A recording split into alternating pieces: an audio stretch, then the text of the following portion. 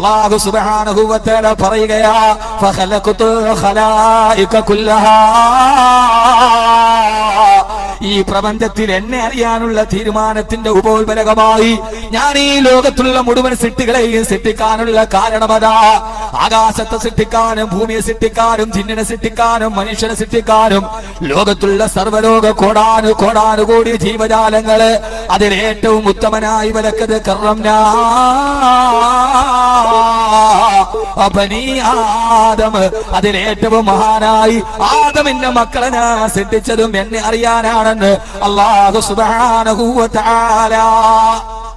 അല്ലാഹുവേ പടച്ച തമ്പുരാനെ, ഉടമസ്ഥനെ, മദീനയുടെ പുൽക്കൊടികൾ പോലും വരഞ്ഞു പോകുമ്പോ മദീന മുനവ്വറയുടെ താഴ്വാരത്തേക്ക് കടന്നു വന്നിട്ട് യാ റസൂലല്ലാഹ്, ഹബീബായ നബിയേ, നാൽക്കാലികൾ വിശന്ന് കരയുകയാണ്, വയലേലകൾ വറ്റി ഉരണ്ടു പോവുകയാണ്, ഞങ്ങൾക്കും മഴ വേണം തിരുദൂതരെ എന്ന് മദീനത്തിന്റെ സ്വാർത്ഥവാക സംഘം പറയുമ്പോ ആകാശത്തേക്ക് നിസാരത്തിന്റെ വിരൽ ഉയർത്തിയിട്ട് അല്ലാഹുവേ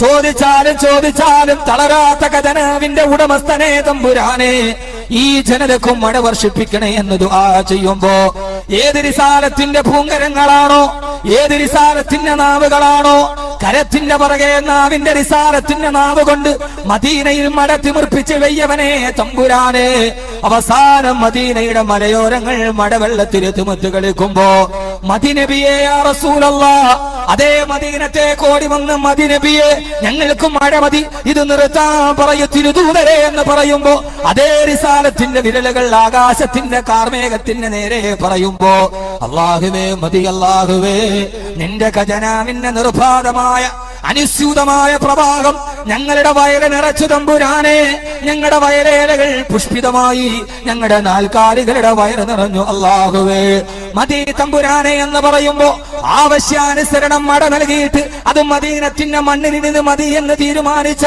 ലോകത്തിന്റെ ഖജനാവിന്റെ ഉടമസ്ഥനെ തമ്പുരാനെ, അല്ലാഹുവേ നിന്നെ അടിമകൾ ഞങ്ങൾ, നിന്നെ കുറിച്ച് പറയാൻ വന്നവർ, നിന്നെ കുറിച്ച് കേൾക്കാൻ വന്നവർ, നിന്റെ ഹബീബിന്റെ മദ്ഹ് പറയാൻ വന്നവർ, അല്ലാഹുവേ ഈ മഴ നിന്റെ അനുഗ്രഹമാണ്, ഈ മഴ നിന്റെ ആദാബുമാണ്. ഒരു സമൂഹത്തെ നീ തകർത്തെറിഞ്ഞത് ഈ മഴ കൊണ്ടാണ് അല്ലാഹുവേ. ഇന്നും ജമ്മു കാശ്മീരിൽ ഏതാണ്ട് 4.5 ലക്ഷത്തോളം ജനങ്ങൾ ഈ മഴവെള്ളപ്പാച്ചിലിൽ ഹതാശരായി, ഭക്ഷണമില്ല, വെള്ളമില്ല. ഈ ജമ്മു കാശ്മീരിലെ ഗംഗാ നദീതടമടക്കമുള്ളവ ഏതാണ്ട് 1000 അടിയോളം മഴവെള്ളപ്പാച്ചിൽ വരുമ്പോഴും ഇന്ന് രാവിലെ പത്രത്തിലെ ഞെട്ടിപ്പിക്കുന്ന വാർത്ത, വെള്ളം കുടിക്കാനില്ലാതെ കാശ്മീരിലെ ജനങ്ങൾ ബുദ്ധിമുട്ടുകയാണത്രേ. എന്താണ് കേൾക്കുന്നത്? ഇതാണ് അല്ലാഹുവിനെ അറിയുക. കാശ്മീര് മുഴുവനും വെള്ളത്തിൽ മുങ്ങുമ്പോഴും വൈദ്യുതി നഷ്ടപ്പെട്ട് പർവ്വതത്തിന്റെ മുകളിൽ, കുന്നുകളുടെ മുകളിൽ ഓടിയെത്തിയവർ, അവർക്ക് കുടിക്കാൻ വെള്ളമില്ലത്രേ. പണ്ട് CH പറഞ്ഞ വാക്കുകൾ ഓർക്കുകയാണ്, വെള്ളം സർവത്ര, തുള്ളി കുടിക്കാനില്ലത്രേ. സീതി ഹാജിയാണെന്ന് തോന്നുന്നു, അദ്ദേഹം ഒരു സാഹിബിന്റെ ഇംഗ്ലീഷ് പ്രസംഗം ട്രാൻസ്ലേഷൻ ചെയ്തതാണ്. വെള്ളം സർവത്ര, തുള്ളി കുടിക്കാനില്ലത്രേ. എല്ലായിടത്തും വെള്ളമാണ് സഹോദരങ്ങളെ. ഇതാണ് പടച്ച തമ്പുരാന്. അഫറഅയ്തും മാ തഹ്റുസൂൻ അൻതും തസ്റഊനഹു അം നഹ്നു സാരിഊൻ ലൗ നശാഉ ലജഅൽനാഹു ഹുതാമാ ഫളൽതും തഫക്കഹൂൻ. അല്ലാഹു പറയാണ്, മനുഷ്യ ആകാശത്തേക്ക് നോക്കടാ, ആകാശത്ത് നിന്ന് മഴ വർഷിപ്പിക്കുന്നവരാരാണ്? അഫറഅയ്തും മാ തഹ്റുസൂൻ, ആകാശത്ത് നിന്ന് അഫറഅയ്തുമുൽ മാ അല്ലദീ തശ്റബൂൻ അൻതും അൻസൽതുമൂഹു മിനൽ മുസ്നി അം നഹ്നുൽ മുൻസിലൂൻ. വിശക്കുമ്പോൾ, ദാഹപരവശരാകുമ്പോ നിങ്ങൾ കുടിക്കുന്ന വെള്ളത്തുള്ളി നിങ്ങൾക്ക് തന്നതാരാണ്? അല്ലാഹുവിനെ അറിയുക എന്ന വിഷയം പറയുമ്പോ പെയ്തൊടിഞ്ഞു പോയൊരു ചെറിയ മഴത്തുള്ളിയുടെ മുകളിൽ സന്ദർഭോചിതമായിട്ട് ഞാൻ എന്റെ വിഷയത്തെ കൊണ്ടുപോവുകയാണ്. മഴത്തുള്ളി കാണുമ്പോൾ പടച്ച റബ്ബിനെ ഓർക്കുക. അല്ലാഹു ചോദിക്കുകയാണ്, നിനക്ക് കുടിവെള്ളം തരുന്നതാരടാ? നീ വിളിക്കുന്ന പ്രാർത്ഥനാ ദൈവങ്ങളോ, നിന്റെ മനുഷ്യാവതാരങ്ങളോ, നിന്റെ ഏതെങ്കിലും അവതാരങ്ങളല്ല. ആകാശത്ത് നിന്ന് പെയ്യുന്ന മഴത്തുള്ളികളെ നിർണയിക്കുന്നത് ഞാനാ. അള്ള ചോദിക്കുകയാണ് ലൗ നശാഉ ലജഅൽനാഹു ജാജാ, ഞാൻ തീരുമാനിച്ചിരുന്നുവെങ്കിൽ കാർമേഘങ്ങളെ ഞാൻ പിടിച്ചു നിർത്തുമായിരുന്നു. ഒരു തുള്ളി വെള്ളത്തിന് വേണ്ടി നീ ദാഹപരവശനായി നടന്നു പോകുമായിരുന്നു. വെള്ളം എന്റെ അനുഗ്രഹമാണ്, മഴത്തുള്ളികൾ എന്റെ അനുഗ്രഹമാണെന്ന് അല്ലാഹു സുബ്ഹാനഹു വ തആല പറയുമ്പോ നിങ്ങൾക്കറിയുമോ എന്ന് എനിക്കറിയില്ല. അല്ലാഹു സുബ്ഹാനഹു വ തആല വിശുദ്ധമായ ഖുർആനിൽ ഒരു കഥ പറയുന്നുണ്ട്. സഖറഹാ അലൈഹിം സബ്അ ലയാലിൻ വ സമാനിയത അയ്യാം. അല്ലാഹു പറയുകയാണ് 7 രാത്രിയും 8 പകലും നീണ്ടു നിന്ന ഒരു പേമാരി തിമിർത്ത് പെയ്തപ്പോ ജമ്മു കാശ്മീരിൽ 3 ദിവസമായി മഴ പെയ്തൊടിഞ്ഞപ്പോ കേന്ദ്രസേനയ്ക്ക് പോലും ആർക്കും നിയന്ത്രിക്കാൻ കഴിയുന്നില്ലത്രേ. സഹായിക്കാൻ പോയ കേന്ദ്രസേനയെ ജമ്മു കാശ്മീരിലെ സാധാരണ ജനങ്ങൾ ആക്രമിച്ചുവത്രേ, അവരെ പിടിച്ചു നിർത്തിയത്രേ. അല്ലാഹു പറയുകയാണ് 3 ദിവസത്തെ പ്രളയം കൊണ്ട് ഇന്ത്യ രാജ്യത്തിന്റെ ശിരോഭാഗമായ കാശ്മീർ ഒറ്റപ്പെട്ടു പോകുമ്പോ അല്ലാഹു പറയുകയാണ് 7 പകലും 8 രാത്രിയും നീണ്ടു നിന്ന ഒരു പേമാരി. ആ പേമാരി പെയ്തപ്പോഴാണ്, ആ മഴ പെയ്തപ്പോഴാണ് കൊന്നത്തെങ്ങിനേക്കാൾ വലിപ്പമുള്ള അലംതര കൈഫ ഫഅല റബ്ബുക ബിആദ് ഇറമദാതിൽ ലിമാദില്ലതി ലം യുഖ്ലഖു മിസ്ലുഹാ ഫിൽ ബിലാദ്. ഇതേവരെ ലോക ചരിത്രം കണ്ടിട്ടില്ലാത്ത, അടിവരയിട്ട് പഠിക്കുക, ഇതേവരെ ലോക ചരിത്രം കണ്ടിട്ടില്ലാത്ത അത്രയും ബൃഹത്തായ കൊന്നത്തെങ്ങിനേക്കാൾ വലിപ്പമുണ്ടായിരുന്ന മനുഷ്യരെ ആ മഴ കൊണ്ടാണ് ഞാൻ തകർത്തെറിഞ്ഞത്. ആ മഴയാണ് തകർത്തെറിഞ്ഞത്. എന്നിട്ട് അല്ലാഹു പറയുകയാ, ഞാൻ ഈ പറയുന്നത് ഖുർആൻ മാത്രം. വേറൊരു ഭാഗത്ത് ഒരു സമൂഹത്തെ തകർത്തെറിഞ്ഞ കഥ പറഞ്ഞിട്ട് നിന്നേക്കാൾ വലിയ നെഞ്ചൂക്കുള്ള, നിന്നേക്കാൾ കരുത്തുള്ള, നിന്നേക്കാൾ വലിയവരായ ഒരു ജനതയെ തെമ്മാടിത്തരം കാണിച്ചപ്പം മഴ കൊണ്ട് നശിപ്പിച്ചവനാ ഞാൻ. അതുകൊണ്ട് വഖുൽ ഹംദുലില്ലാഹ്. ഖുർആൻ അറിയുമെങ്കിൽ ഓതുക. അല്ലാഹു പറയുകയാണ് വഅംതർനാ അലൈഹിം മതറാ. അവർക്ക് ഞാൻ മഴ പെയ്തപ്പോ, ആ മഴ കൊണ്ട് ഞാൻ അവരെ തകർത്തെറിഞ്ഞപ്പോ മഴ പെയ്യുന്നത് കണ്ടാൽ നിങ്ങളെല്ലാം അൽഹംദുലില്ലാഹ് എന്ന് പറയണേ. ഏത് സമയത്തും മഴ പെയ്താലും പോരേടെ മുസ്ലിം ജമാഅത്തിന്റെ സംഘാടക സമിതിക്കുണ്ടാവാം, റബ്ബേ ഈ സമയത്തും മഴ പെയ്തു പോയല്ലോ, രണ്ടാമത് മാറ്റിവെച്ച പരിപാടിയാ, നഊദു ബില്ലാഹ് തോന്നുന്നുണ്ടാവും. ഞാൻ പറയുന്നു മഴ പെയ്യുന്നത് കണ്ടാൽ ആ സമയത്ത് നിങ്ങൾ പറയേണ്ടതെന്താ? ഞാനല്ല, അല്ലാഹ് പറയുകയാ വഖുൽ അൽഹംദുലില്ലാഹ് അൽഹംദുലില്ലാഹ് അൽഹംദുലില്ലാഹ് അൽഹംദുലില്ലാഹ്. സർവസ്തുതിയും നിനക്കാണ് തമ്പുരാനെ. എന്തുകൊണ്ടാ പറയേണ്ടത്? ശാസ്ത്രത്തിന്റെ കണക്കനുസരിച്ച് ഏറ്റവും താഴെയുള്ള മേഘം 10,000 കിലോമീറ്റർ മുകളിലാ നിൽക്കുക. ഏറ്റവും താഴ്ഭാഗത്തുള്ള മേഘം 10,000 കിലോമീറ്റർ മുകളിലാണ്. അവിടെ നിന്നൊരു മഴത്തുള്ളി താഴോട്ട് വരുമ്പോ 1 മണിക്കൂറിൽ 900 കിലോമീറ്റർ സ്പീഡിലാ ഒരു മഴത്തുള്ളി വരിക. ആ മഴത്തുള്ളി അതേ വരുന്ന സ്പീഡിലെങ്ങാനും നമ്മുടെ തലയിലെങ്ങാനും വന്നു പതിച്ചാ പൊന്നുമോനെ നിന്റെ തലച്ചോറ് ചിതറിപ്പോകുന്ന വേഗതയാ. അത്രയും വേഗതയിൽ അല്ലാഹു വിടുന്ന ഈ മഴത്തുള്ളി മനുഷ്യൻ താമസിക്കുന്ന ഭൂമിയുടെ 1 കിലോമീറ്റർ മുകളിലെത്തുമ്പോ 1 മണിക്കൂറിൽ 900 കിലോമീറ്റർ എന്ന സ്പീഡ് 1 മണിക്കൂറിൽ 7 കിലോമീറ്റർ ആയി കുറയുകയാണ്. ആ സ്പീഡ് കുറഞ്ഞ മഴത്തുള്ളിയാണ് നമ്മുടെ തലയിലെത്തുക. അപ്പൊ ആദ്യഗോത്രം തകർന്നതെങ്ങനെയാ? അവന്റെ മുകളിലെത്തിയപ്പോ 1 കിലോമീറ്റർ മുകളിലെത്തിയപ്പോ അല്ലാഹു മഴത്തുള്ളിയുടെ വേഗത കുറച്ചില്ല. അതേ വേഗതയിൽ വന്ന മഴത്തുള്ളി തലയിൽ തെറിച്ച് തലച്ചോറ് ചിതറിത്തെറിച്ചു മരിച്ചപ്പോ അല്ലാഹു പറയുകയാണ്, നിങ്ങൾക്ക് ഞാൻ ആ സംവിധാനം ഒരുക്കി തന്ന് ആ മഴത്തുള്ളി 1 കിലോമീറ്റർ മുകളിലെത്തുമ്പോ വേഗത കുറച്ച് തന്ന എന്നെ വഖുൽ അൽഹംദുലില്ലാഹ്. നിങ്ങൾ സർവസ്തുതിയും എനിക്കാണെന്ന് പറഞ്ഞോ എന്ന് അല്ലാഹുവിന്റെ വിശുദ്ധ ഖുർആൻ. അതുകൊണ്ട് ചുരുക്കത്തിൽ ഞാൻ എന്റെ പ്രിയപ്പെട്ട സഹോദരങ്ങളോട് പറഞ്ഞത് പോരേടത്തെ പള്ളി മദ്രസയിൽ ഏതാണ്ട് 4ാം ക്ലാസ്സിൽ പഠിക്കുമ്പോ നമ്മൾ ചെന്നിരിക്കുമ്പോ ആദ്യമായി പലകബെഞ്ചിലിരിക്കുമ്പോ ഉസ്താദ് പറയാറുണ്ട് ഈമാൻ കാര്യങ്ങൾ പഠിപ്പിക്കുമ്പോ, ഇസ്ലാം കാര്യം പഠിപ്പിക്കുമ്പോ അന്ന് നമ്മൾ ആദ്യമായിട്ട് കേട്ടതാണ് തുഅ്മിന ബില്ലാഹ്, അല്ലാഹുവിലുള്ള വിശ്വാസമാ. ഈമാൻ കാര്യത്തിൽ ഒന്നാമത്തെ കാര്യം അല്ലാഹുവിലുള്ള വിശ്വാസമാ. എന്താ? പടച്ചറപ്പിലുള്ള വിശ്വാസം. എന്താ?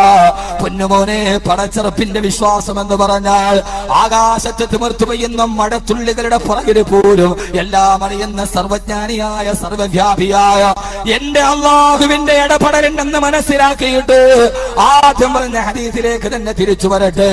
അള്ളാഹു പറയുകയാണ്, എന്നെ എല്ലാവരും അറിയണമെന്ന് തീരുമാനിച്ചപ്പോ ആ തീരുമാനത്തിന്റെ ഭാഗമായിട്ടാണ്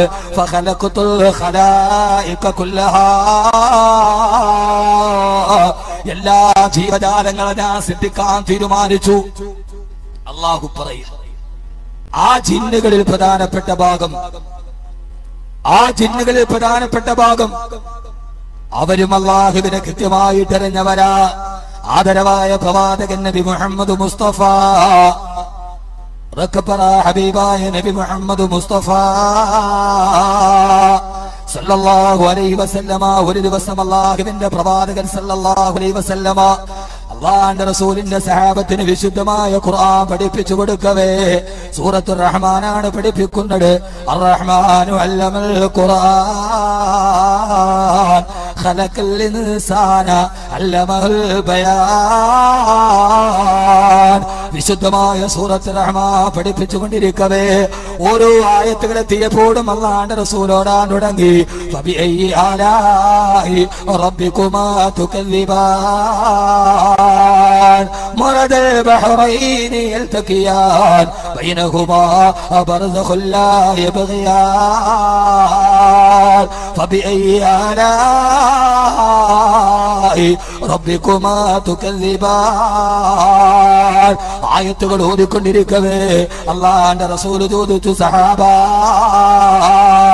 ഇത്രയേറെ ആയത്തുകൾ ഓതിയിട്ട് അള്ളാഹുവിന്റെ അനുഗ്രഹത്തെ കുറിച്ചുള്ള ആയത്തുകൾ ഓതിയിട്ട് എന്തേ നിങ്ങൾ സുജൂദ് ചെയ്യുന്നില്ല? ഞാൻ ഈ ഓതുന്ന ഖുർആൻ കേട്ടുകൊണ്ട് നിങ്ങളെ പോലെ തന്നെ ജിന്നുകളുമുണ്ട്. ആ ജിന്നുകളെല്ലാം സുജൂദിൽ കിടന്ന് പൊട്ടിക്കരയുകയാ.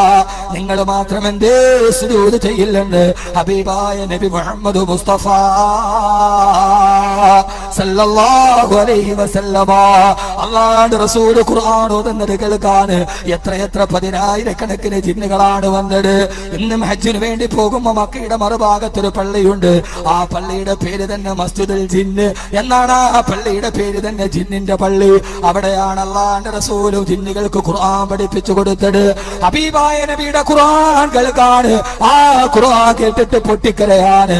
അല്ലാഹുവിന്റെ കലാം കേട്ടിട്ട് പൊട്ടിക്കരയാൻ എത്രയോ ജിന്നുകളാണ് വന്നത്. മലക്കുകൾക്ക് പോലെ ജിന്നുകൾക്ക് പോലെ ഈ പറവകളെ പോലെ എല്ലാം അല്ലാഹുവിനെ സ്തുതിക്കുമ്പോ, എല്ലാം പടച്ചറപ്പിന്റെ മുമ്പിൽ പൊട്ടിക്കരയുമ്പോ അല്ലാഹു ചോദിക്കുകയാണ്, മനുഷ്യ, എല്ലാം അറിയുന്ന മനുഷ്യ, ഞാൻ പടച്ച മനുഷ്യ, ഞാൻ ബഹുമാനിച്ച മനുഷ്യ, എല്ലാം തന്ന മനുഷ്യ, നീ മാത്രം എന്തേ പടച്ചറപ്പിനെ തിരിച്ചറിയുന്നില്ല? അല്ലാഹു പറയുന്നുണ്ട്, വമാ ഖലഖതുൽ ജിന്ന വൽ ഇൻസ ഇല്ലാ ലിയഅ്ബുദൂൻ. ഈ മനുഷ്യനെയും ജിന്നുകളെയും ഞാൻ സൃഷ്ടിച്ചത് എനിക്ക് ഇബാദത്ത് ചെയ്യാൻ വേണ്ടി മാത്രമാ. ഇബാദത്തല്ലാതെ മറ്റൊരു ലക്ഷ്യമില്ല. അല്ലാഹുവിനെ അറിയലല്ലാതെ ലക്ഷ്യമില്ല. അല്ലാഹു പറയുകയാണ്, മാ ഉരീദു മിൻഹും മിൻ റിസ്ഖിൻ വമാ ഉരീദു അൻ യുത്ഇമൂൻ. ഒരു വാപ്പ കട്ടപ്പെട്ട് മക്കളെ വളർത്തുന്നത് എന്തിനാ? രാവിലെ മുതൽ വൈകുന്നേരം, അല്ലെങ്കിൽ വൈകുന്നേരം പോരേണം ചന്തയിൽ വന്നിട്ട് മീൻ വെക്കുന്ന പാവപ്പെട്ട മത്സ്യത്തൊഴിലാളി, ആ പാവപ്പെട്ടവൻ മീൻ വെക്കുന്നത് എന്തിനു വേണ്ടിയാ? രാവിലെ മുതൽ വൈകുന്നേരം വരെ പള്ളിക്കലോ പുരയിടത്തുള്ള ക്ലസ്റ്ററിൽ പോയി പാറക്കല്ലുകളോട് കെട്ടിമുട്ടുന്ന പ്രിയപ്പെട്ട പിതാവ് മക്കളെ വളർത്തുന്നത് എന്തിനാ? വാർദ്ധക്യകാലത്ത് താനൊന്ന് കിടക്കുമ്പോ തന്റെ മക്കളുടെ കയ്യിൽ നിന്ന് ഒരു തുള്ളി വെള്ളം വാങ്ങിച്ചു കൊടുക്കാം, നാളെ തന്റെ മക്കളുടെ കയ്യിൽ നിന്ന് ഒരു തുള്ളി വെള്ളം വാങ്ങിച്ചു കൊടുക്കാമെന്ന ലക്ഷ്യത്തോടെയാണ് ഒരു വാപ്പ മക്കളെ പോലും വളർത്തുന്നതെങ്കിൽ അള്ളാഹു പറയുക, നിനക്ക് ഭക്ഷണം തരുന്ന, നിനക്ക് ആയുസ് തന്ന, നിനക്ക് മക്കളെ തന്ന, നിനക്ക് സൗന്ദര്യം തന്ന, നിനക്ക് കൈ തന്ന, നിനക്ക് കാലു തന്ന, നിനക്ക് മസ്തിഷ്കം തന്ന, നിനക്ക് ബുദ്ധി തന്ന, നിനക്ക് കച്ചവടം തന്ന, എല്ലാ അനുഗ്രഹങ്ങളും വാരിക്കോരി തന്ന ഞാൻ മാ ഉരീദു മിൻഹും മിൻ റിസ്ഖിൻ വമാ ഉരീദു അൻ യുത്ഇമൂൻ. ഞാൻ നിങ്ങളിൽ നിന്ന് ഒരു പിടി ഭക്ഷണം പോലും നിങ്ങളോട് ഞാൻ ചോദിച്ചിട്ടില്ല മനുഷ്യ. ഞാൻ നിങ്ങളോട് ചോദിച്ചത് ഇബാദത്ത് മാത്രമാ, എന്നെ അറിഞ്ഞ് ജീവിക്കല് മാത്രമാണെന്ന് അള്ളാന്റെ വിശുദ്ധ ഖുർആൻ. അതുകൊണ്ട് എന്റെ പ്രിയപ്പെട്ട സഹോദരങ്ങളോട് എന്റെ വിഷയത്തിന്റെ ഭാഗമായി അള്ളാഹുവിനെ അറിയുക, പടച്ചറപ്പിനെ അറിയുക. അള്ളാഹു സുബ്ഹാനഹു വ തആല അവനാരാ? അവൻ നമ്മളോട് ചോദിച്ചതെന്താ? അവൻ നമ്മിൽ നിന്ന് ആവശ്യപ്പെട്ടതെന്താ? അവനോടുള്ള നമ്മുടെ ബന്ധം എങ്ങനെയാ? അള്ളാഹു നമുക്കത് അറിയാൻ, അത് ജീവിതത്തിൽ പകർത്താൻ അള്ളാഹു തൗഫീഖ് നൽകി അനുഗ്രഹിക്കുമാറാകട്ടെ. അള്ളാഹു തൗഫീഖ് നൽകി അനുഗ്രഹിക്കുമാറാകട്ടെ. അള്ളാഹുവിനെ അറിയേണ്ടതിന്റെ പ്രധാനപ്പെട്ട ഭാഗം, നമ്മുടെ എല്ലാവരുടെയും പ്രധാനപ്പെട്ട ഒരു വിശ്വാസമുണ്ട്. നമ്മൾ ഈമാൻ കാര്യം പറയുമ്പോ അള്ളാഹിനെ കുറിച്ച് അറിയാൻ നമ്മൾ പറയുക അൻതുമിന ബില്ലാഹ് വ മലായികതിഹി വ കുതുബിഹി വ റുസുലിഹി വൽ യൗമിൽ ആഖിർ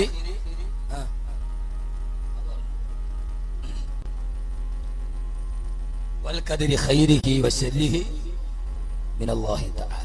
അല്ലാഹുവിൽ വിശ്വസിക്കുക, മലക്കുകളിൽ വിശ്വസിക്കുക, കിതാബുകളിൽ വിശ്വസിക്കുക, ഖിയാമത്ത് നാളിൽ വിശ്വസിക്കുക, അവസാനം വൽ ഖദരി ഖൈരിഹി വ ശർരിഹി മിനല്ലാഹി തആല. നന്മയാകട്ടെ തിന്മയാകട്ടെ അത് മുഴുവനും അള്ളാഹുവാണ് എനിക്ക് ജീവിതത്തിൽ നിശ്ചയിച്ചത് എന്ന ബോധം നമ്മുടെ ജീവിതത്തിൽ ഉണ്ടാവുക.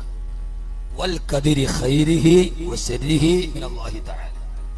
എല്ലാവരും പഠിക്കുന്ന ഒരു പാഠവാ നമ്മുടെ ജീവിതത്തിൽ വരുന്ന നന്മ, നമുക്കുണ്ടാകുന്ന ക്ഷേമം, നമുക്കുണ്ടാകുന്ന ക്ഷാമം, നമ്മുടെ ആരോഗ്യം, നമ്മുടെ രോഗം, നമ്മുടെ സമ്പത്ത്, നമ്മുടെ ദാരിദ്ര്യം, നമ്മുടെ സങ്കടം, നമ്മുടെ സന്തോഷം, നമ്മുടെ സുഖം, നമ്മുടെ ദുഃഖം, ഇതെല്ലാം എനിക്ക് സുഖം തന്നതും എന്റെ റബ്ബ എനിക്ക് ദുഃഖം തന്നതും. ഞാൻ പറയുന്ന വിഷയം നമ്മുടെ ജീവിതത്തിന്റെ സമാധാനത്തിന്റെ ഏറ്റവും പ്രധാനപ്പെട്ട ഒരു ഭാഗമാണ്. വേറൊരു വിഷയം ഞാൻ പറയാം, എന്റെ വിഷയത്തിലേക്ക് കടക്കാൻ. ഞാൻ ഇന്ന് പറയുന്ന വിഷയം നമ്മുടെ മനസ്സിന്റെ സമാധാനത്തിന്, എന്നെ കേൾക്കുന്ന എന്റെ പ്രിയപ്പെട്ട ചെറുപ്പക്കാരുടെ, സഹോദരങ്ങളുടെ, സഹോദരിമാരുടെ മനസ്സിന്റെ ഒരു സമാധാനം. അല്ലാഹുവേ, നീ അറിയാതെ ഒരു കരിയില പോലും എന്റെ ജീവിതത്തിൽ എന്റെ തലയിൽ വന്ന് വീണില്ല. ഈ കാണുന്ന റബ്ബർ മരത്തിൽ നിന്ന്, ഈ കാണുന്ന പ്ലാവിൽ നിന്ന് ഒരു ഇല താഴോട്ട് വീണാൽ പോലും അതറിയുന്നതാരാ? പറ, ഉറക്കെ പറ. അല്ലാഹുവാണ് എന്ന ഒരു ചിന്ത നമ്മുടെ ഹൃദയത്തിലോട്ട് ഇറങ്ങുമ്പോഴേ നമ്മുടെ ജീവിതത്തിന് സമാധാനമുള്ളൂ. ഇല്ലെങ്കിൽ എന്നും അസ്വസ്ഥതയായിരിക്കും. നമ്മുടെ ജീവിതത്തിൽ എന്തു വന്നാലും, ഏത് പ്രശ്നം വന്നാലും, ഏത് പ്രയാസം വന്നാലും, സന്തോഷം വന്നാലും, സങ്കടം വന്നാലും അത് ആരിലേക്കാ? ഇതാണ് അള്ളാഹനെ അറിയുക എന്നുള്ള പ്രധാനപ്പെട്ട വിഷയം. ഇത് ഖുർആനിൽ നിന്ന് നമുക്ക് പഠിക്കാം. ഒരു സൂറത്ത് നമ്മൾ 2 മണിക്കൂർ കേട്ടിട്ട് പോകുമ്പോൾ നമ്മുടെ ചിന്തയിൽ എന്തെങ്കിലും പഠിക്കണം. ഞാൻ പറയുന്ന ഖുർആൻ മാത്രമാണ്, വേറെ ഒരു വിഷയം ഞാൻ കൈകാര്യം ചെയ്യുന്നില്ല. നമ്മുടെ ജീവിതത്തിൽ ഒരു സുഖവും ഉണ്ടാവും, പിന്നെ എന്തുണ്ടാവും?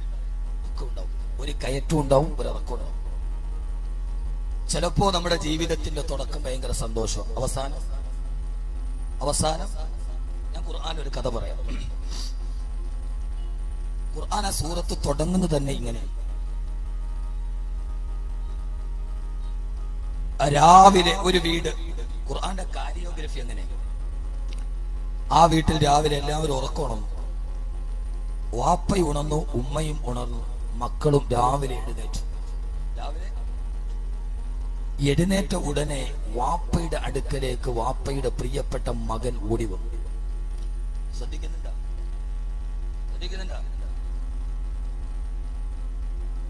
ഓടി വന്നിട്ട് പറഞ്ഞു, വാപ്പ, ഖുർആനാണ്, ഇന്നലെ രാത്രിയിൽ ഞാനൊരു സ്വപ്നം കണ്ടു.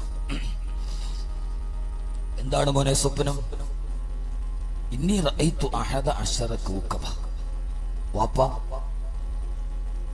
ഞാൻ ഈ പറയുന്ന വിഷയം സൂറത്ത് യൂസുഫാണ്. ഒരു കുടുംബ ജീവിതത്തിൽ, ഒരു കുടുംബത്തിന്റെ പശ്ചാത്തലത്തിൽ അള്ളാഹും അവനും തമ്മിലുള്ള ബന്ധത്തിന്റെ ഇടപെടൽ എന്താണെന്ന്. യൗക്കൂബ് നബിയുടെ കുടുംബമാണ്, ആ കുടുംബത്തിന്റെ സ്ഥാനത്ത് നിങ്ങളുടെ കുടുംബത്തെ വെക്കണം. യൗക്കൂബ് നബിയുടെ കുടുംബത്തിൽ അള്ളാഹുമായിട്ടൊരു ബന്ധത്തിൽ വന്ന മാറ്റങ്ങളാണ് ഞാൻ പറയുന്നത്. പറയണ മനസ്സിലാവുന്നുണ്ടോ? അല്ലാതെ എന്തെങ്കിലുമൊക്കെ പറഞ്ഞു. അപ്പൊ യൗക്കൂബ് നബിയുടെ കുടുംബത്തിൽ ഇതിനകത്ത് വാപ്പയുണ്ടെങ്കിൽ യൗക്കൂബ് നബിയുടെ സ്ഥാനത്ത് നിങ്ങളാവണം വാപ്പ. മക്കളുണ്ടെങ്കിൽ അത് യൂസുഫ് നബിയുടെ സ്ഥാനത്താവണം. ബഹുമാനപ്പെട്ട യാക്കൂബ് നബിയോടാണ് പ്രിയപ്പെട്ട മകൻ സുന്ദരനായ യൂസുഫ് പറയുന്നത്, വാപ്പാ ഇന്നി റഅയ്തു അഹദ അശറ കൗകബ, ഇന്നലെ രാത്രിയിൽ 11 നക്ഷത്രങ്ങളെ ഞാൻ സ്വപ്നം കണ്ടു. വശംസ വൽ ഖമറ, സൂര്യനെയും ചന്ദ്രനെയും ഞാൻ കണ്ടു. വാപ്പാ റഅയ്തുഹും ലി സാജിദീൻ, അവ എന്റെ മുമ്പിൽ സുജൂദ് ചെയ്യുകയാണ്.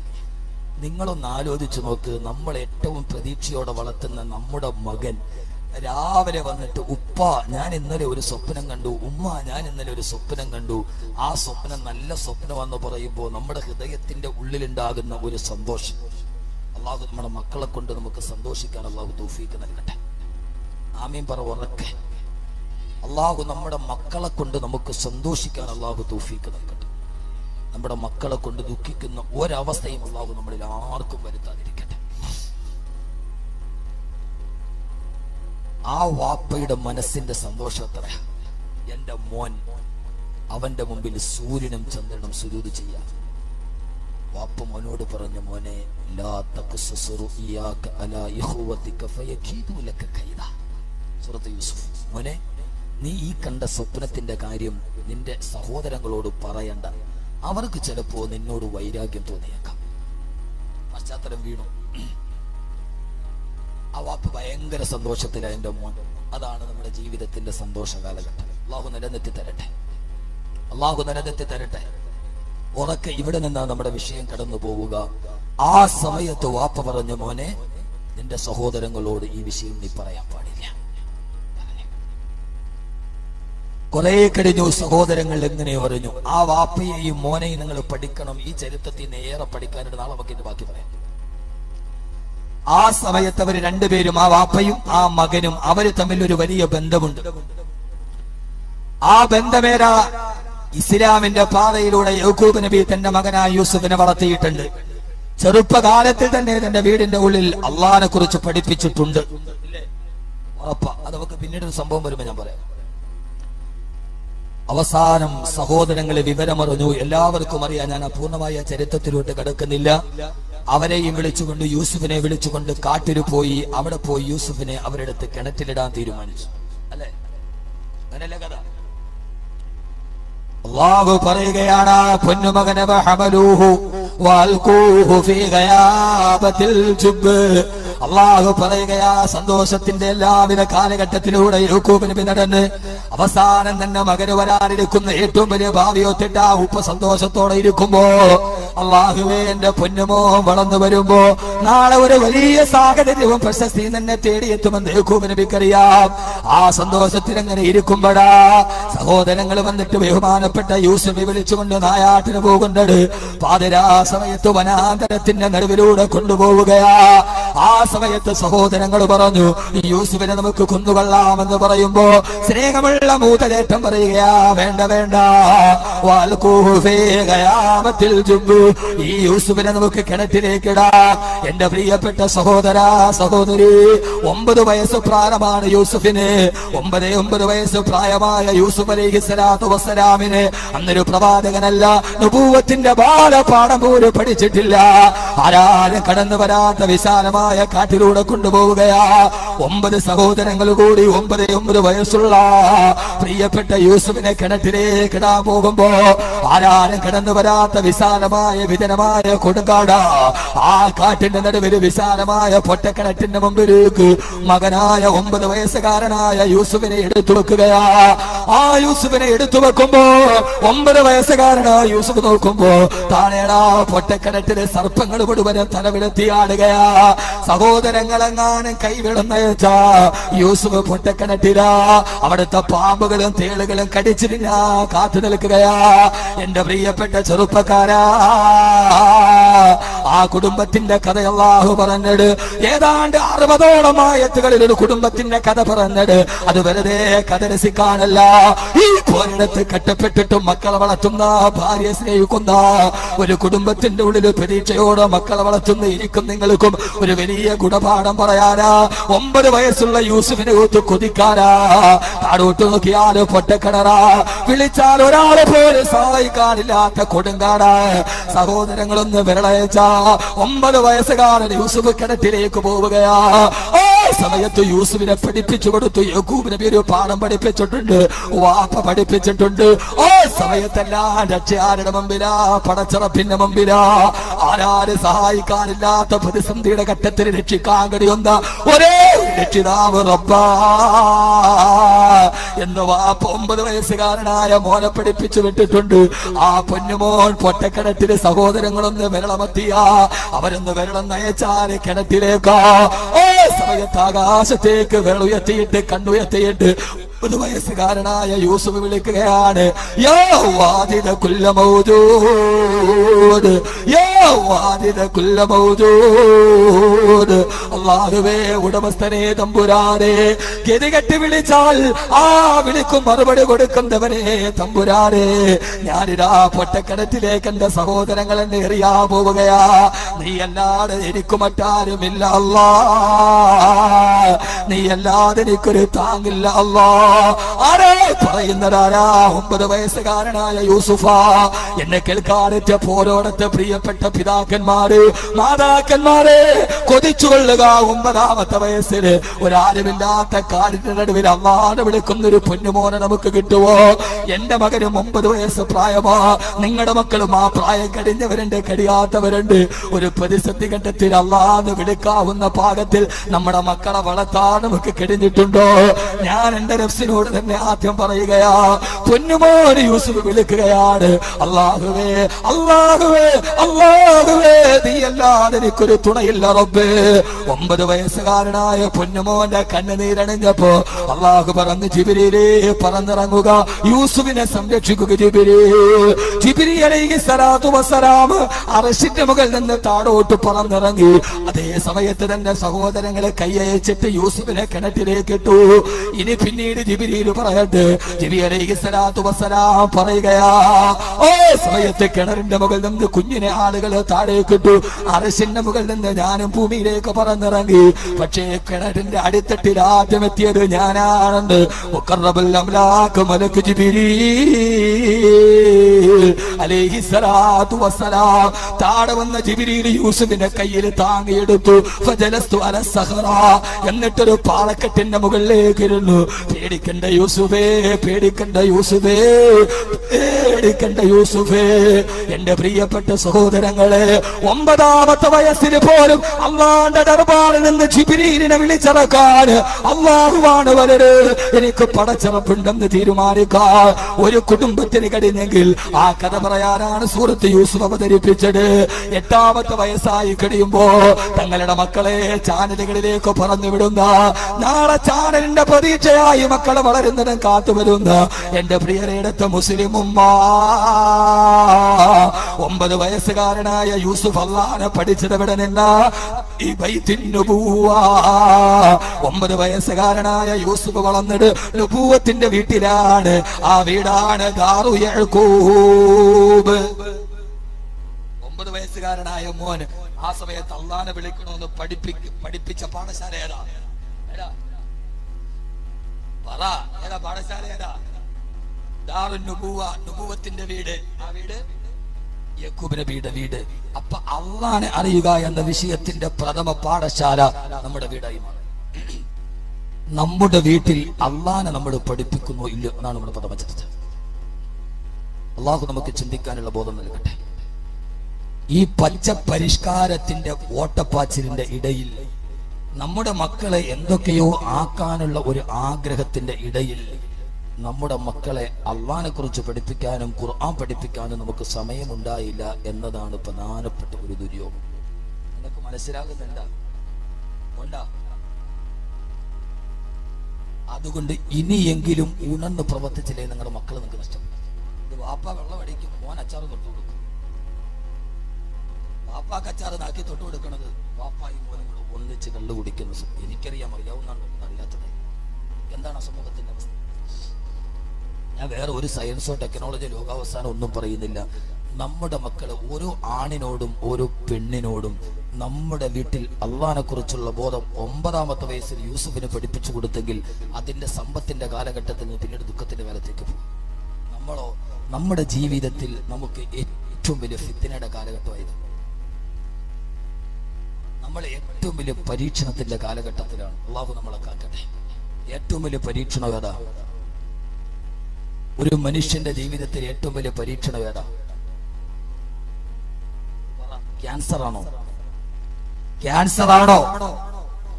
ഹാർട്ട് അറ്റാക്ക് ആണോ? മാറാ രോഗമാണോ? നമ്മൾ പറയൂലേ അവൻ അള്ളാഹുടെ വലിയ പരീക്ഷണോ? എന്താ കാര്യം? അവന് ഭയങ്കര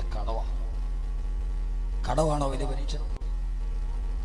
നമ്മൾ പറയും അവക്ക് അള്ളാഹുടെ വലിയ പരീക്ഷണമാണ്. എന്താ കാരണം? അവക്ക് ഭയങ്കര രോഗമാണ്. വീട്ടിൽ എല്ലാവർക്കും രോഗം. ഒരു ഹദീസ് ഞാൻ പറഞ്ഞാൽ ഇങ്ങോട്ട് നോക്ക്.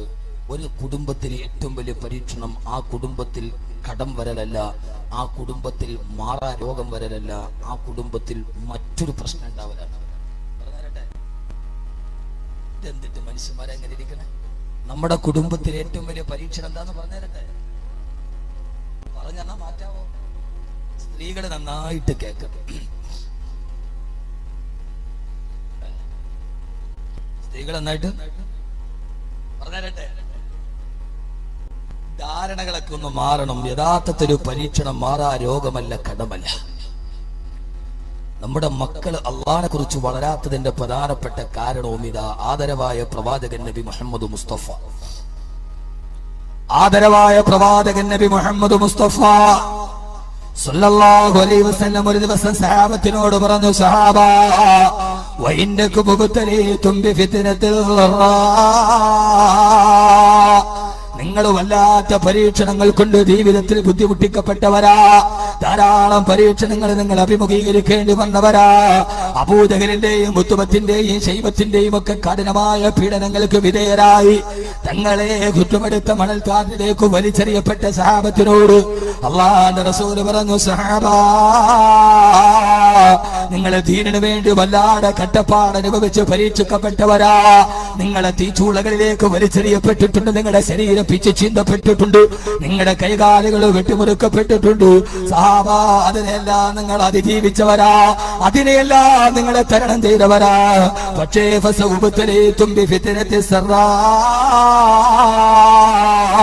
ഇനി സൗഭാഗ്യം കൊണ്ട് നിങ്ങളെ പരീക്ഷിക്കപ്പെടുന്ന കാലം വരെ സഹാബാ. ആരാ പറയുന്നത്? അല്ലാഹുവിന്റെ റസൂലാണ് പറയുന്നത്. സൗഭാഗ്യങ്ങൾ കൊണ്ട് നിങ്ങളെ ജീവിതത്തിൽ പരീക്ഷിക്കപ്പെടും, അതിനെ അതിജയിക്കാൻ നിങ്ങൾക്ക് സാധ്യമല്ല സഹാബാ. ബദറിന്റെ രണാങ്കണത്തിൽ ആയിരങ്ങളെ ജയിച്ചടക്കിയ, 10,000ങ്ങളുടെ മുമ്പിൽ ഒറ്റക്ക് പോരാടിയ, തീക്കുന്തങ്ങളെയും വാലിക്കുന്തങ്ങളെയും പടവാളുകളെയും നേരിട്ടിട്ട് അതിജയിച്ച സഹാബത്തിനോടാണ് പറയുന്നത്, സഹാബാ ബദറിൽ ജനിച്ച, ഹുനൈനിൽ ജയിച്ച, ഹന്തക്കിൽ ജയിച്ച, അഹ്സാബിൽ ജയിച്ച സഹാബാ, മലകളെ പോലും പർവ്വതങ്ങളോട് ഏറ്റുമുട്ടിയാൽ തകരാത്ത ഹൃദയമുള്ള സഹാബാ, നിങ്ങൾക്കിനി അതിജയിക്കാൻ കഴിയാത്തൊരു പരീക്ഷണം വരുന്നുണ്ട്. അതെന്താണ് നബിയേ? അല്ലാഹുവിന്റെ റസൂൽ പറഞ്ഞു, ഫസൗബതരീതും ബിഫിത്നതി സറാ. നിങ്ങളെല്ലാവരും സൗഭാഗ്യം കൊണ്ട് പരീക്ഷിക്കപ്പെടും സഹാബാ. ോട് പറഞ്ഞു, സഹാബാ വഇന്നകും മുബ്തലീതും ബിഫിത്നതി സറാ. നിങ്ങൾ വല്ലാത്ത പരീക്ഷണങ്ങൾ കൊണ്ട് ജീവിതത്തിൽ ബുദ്ധിമുട്ടിക്കപ്പെട്ടവരാ. ധാരാളം പരീക്ഷണങ്ങൾ നിങ്ങൾ അഭിമുഖീകരിക്കേണ്ടി വന്നവരാ. അബൂജഹലിന്റെയും ഉത്തുബത്തിന്റെയും ശൈബത്തിന്റെയും ഒക്കെ കഠിനമായ പീഡനങ്ങൾക്ക് വിധേയരായി തങ്ങളെ കുറ്റമെടുത്ത മണൽക്കാട്ടിലേക്ക് വലിച്ചെറിയപ്പെട്ട സഹാബത്തിനോട് അല്ലാഹുവിന്റെ റസൂൽ പറഞ്ഞു, സഹാബാ നിങ്ങളെ ദീനിനു വേണ്ടി വല്ലാതെ കട്ടപ്പാട് അനുഭവിച്ച് പരീക്ഷിക്കപ്പെട്ടവരാ. നിങ്ങളെ തീച്ചൂളകളിലേക്ക് വലിച്ചെറിയപ്പെട്ടിട്ടുണ്ട്, നിങ്ങളുടെ ശരീരം പിച്ച് ചീന്തപ്പെട്ടിട്ടുണ്ട്, നിങ്ങളുടെ കൈകാലുകൾ വെട്ടിമുറുക്കപ്പെട്ടിട്ടുണ്ട്. സഹാബാ അതിനെല്ലാം നിങ്ങൾ അതിജീവിച്ചവരാ, അതിനെയെല്ലാം നിങ്ങളെ തരണം ചെയ്തവരാ. പക്ഷേ ഫസൗബതരീതും ബിഫിത്നതി സറാ. ഇനി സൗഭാഗ്യം കൊണ്ട് നിങ്ങളെ പരീക്ഷിക്കപ്പെടുന്ന കാലം വരും സഹാബാ. ആരാ പറയുന്നത്? അല്ലാഹുവിന്റെ റസൂലാണ് പറയുന്നത്. സൗഭാഗ്യങ്ങൾ കൊണ്ട് നിങ്ങളെ ജീവിതത്തിൽ പരീക്ഷിക്കപ്പെടും, അതിനെ അതിജയിക്കാൻ നിങ്ങൾക്ക് സാധ്യമല്ല സഹാബാ. ബദറിന്റെ രണാങ്കണത്തിൽ ആയിരങ്ങളെ ജയിച്ചടക്കിയ, 10,000ങ്ങളുടെ മുമ്പിൽ ഒറ്റക്ക് പോരാടിയ, തീക്കുന്തങ്ങളെയും വാലിക്കുന്തങ്ങളെയും പടവാളുകളെയും നേരിട്ടിട്ട് അതിജയിച്ച സഹാബത്തിനോടാണ് പറയുന്നത്, സഹാബാ ബദറിൽ ജനിച്ച, ഹുനൈനിൽ ജയിച്ച, ഖന്തക്കിൽ ജയിച്ച, അഹ്സാബിൽ ജയിച്ച സഹാബാ, മലകളെ പോലും പർവ്വതങ്ങളോട് ഏറ്റുമുട്ടിയാൽ തകരാത്ത ഹൃദയമുള്ള സഹാബാ, നിങ്ങൾക്കിനി അതിജയിക്കാൻ കഴിയാത്തൊരു പരീക്ഷണം വരുന്നുണ്ട്. അതെന്താണ് നബിയേ? അല്ലാഹുവിന്റെ റസൂല് പറഞ്ഞു, ഫസൗബതലീതും ബിഫിത്നതി സറാ, നിങ്ങളെല്ലാവരും സൗഭാഗ്യം കൊണ്ട് പരീക്ഷിക്കപ്പെടും സഹാബാ. ആ സമയത്ത് സഹാബത്ത് ചോദിച്ചു, നബിയേ വമാ ഫിത്നതു സറാ യാ റസൂലല്ലാഹ്, സൗഭാഗ്യത്തിന്റെ പരീക്ഷണം എന്താണ് നബിയേ? ഈ ഒരിടത്തിന്റെ കേൾക്കാനത്തിന്റെ പ്രിയപ്പെട്ട സഹോദരിമാരോട് ആരെയും ഞാൻ കുറ്റപ്പെടുത്തി പ്രസംഗിക്കുന്നതല്ല. അല്ലാഹുവിന്റെ റസൂല് പറഞ്ഞു, സഹാബാ, സമൃദ്ധിയുടെ പരീക്ഷണം എന്തെന്നറിയുമോ? ഇദാ ലബിസൻ നിസാഉ വസാബത്തുൽ യമൻ, ഇദാ ലബിസൻ നിസാഉ വസാബത്തുൽ യമൻ, തിരുദൂതരേ മാണിക്യപ്പൂവേ, മണിദൂതരേ, മുത്തു മുസ്തഫ, അങ്ങേക്ക് ആയിരം സലാം. 14 നൂറ്റാണ്ടുകൾക്ക് മുമ്പ് മദീന റൗളയുടെ ഭിത്തിയിൽ ചാരിയിരുന്നു കൊണ്ട് വരാനിരിക്കുന്ന ഇന്നത്തെ ഗൾഫ് ലോകത്തിന്റെ ദുഷ്പ്രവണതകൾ തന്റെ 6ാം ഇന്ദ്രിയം കൊണ്ട് കണ്ടെത്തിയ ലോകത്തിന്റെ തിരുദൂതരെ, മുത്തുനബിയേ തിരുദൂതരെ, അങ്ങേക്ക് ആയിരം സലാം. അല്ലാഹുവിന്റെ റസൂല് പറഞ്ഞു, നിങ്ങളുടെ ഭാര്യമാർ വിദേശത്ത് നിന്നുള്ള വസ്തുക്കളെ വല്ലാതെ ഇഷ്ടപ്പെടുന്ന കാലമെത്തിയാൽ, വിദേശ വസ്തുക്കളെ പെണ്ണുങ്ങൾക്ക് ഇഷ്ടം വരുന്ന കാലമെത്തിയാൽ, അതാണ് ഏറ്റവും വലിയ സമൃദ്ധിയുടെ പരീക്ഷണമെന്ന് ഹബീബായ നബി മുഹമ്മദ് മുസ്തഫ. ഇദാ ലബിസൻ നിസാഉ അസാബത്തുൽ യമൻ, യമൻ അന്നത്തെ ഗൾഫാണ്. യമൻ യമൻ എന്ന് പറഞ്ഞാൽ അന്നത്തെ, മനസ്സിലാവണണ്ട, ഇത് നബി തങ്ങളുടെ ഹദീസാണ്, നിങ്ങൾ കേട്ടിട്ടില്ലേ? കേട്ടോ? യമൻ എന്ന് പറഞ്ഞാൽ ഇന്നത്തെ സൗദി അറേബ്യ. ഇന്ന് സൗദി നമുക്ക് എങ്ങനെയാണോ, ദുബൈ നമുക്ക് എങ്ങനെയാണോ, മസ്കറ്റ് നമുക്ക് എങ്ങനെയാണോ, അങ്ങനെയാണ് അന്ന് യമൻ. നമ്മുടെ പെണ്ണുങ്ങൾക്ക് ഗൾഫിലെ സാധനമല്ലാതെ മറ്റൊന്ന് തികയാതെ വരിക. നാടസാധനം ഒന്നും അവർക്ക് വേണ്ട. തീർന്നില്ല, ഹദീസ് തീർന്നില്ല. അപ്പൊ ഉസ്താദേ, ഇപ്പൊ പെണ്ണുങ്ങൾ ഗൾഫിൽ നിന്ന് സാധനം വേണമെന്ന് പറയുന്നതിൽ എന്താ തെറ്റ്? പക്ഷെ നിനക്കാണെങ്കിലോ ഭർത്താവിനാണെങ്കിലോ അത് വാങ്ങിച്ചു കൊടുക്കാനുള്ള സാമ്പത്തിക ശേഷി,